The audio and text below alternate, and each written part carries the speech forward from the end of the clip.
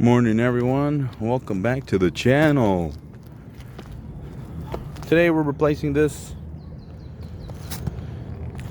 really old unit sitting on a curb, and if you remember, I don't do curbs on residential or anywhere that it can be avoided actually. And I've had other videos as to why the curb, I think it's called curb versus elbow, is the other video. I explain why.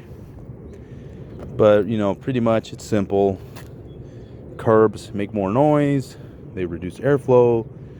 If you reduce airflow, then you can essentially damage or make it possibly damage like the motors. It could also have a little bit less airflow across the coil, which can cause other issues as well. And I mean, there's a whole bunch of reasons why it's just not meant. It increases static as well, right? So there's a whole bunch of reasons, and it's long overdue to just completely change out to elbows. And if you're still doing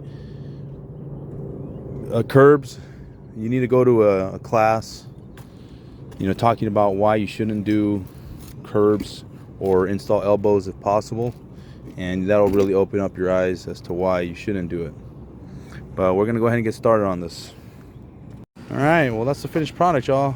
We got the new elbow, we got the canceled out gas line because this person decided to go with a heat pump. I'd agree with that. Here in the Valley of the Sun, we have like 1 month of winter, and that's about it. All right, this is a day and night.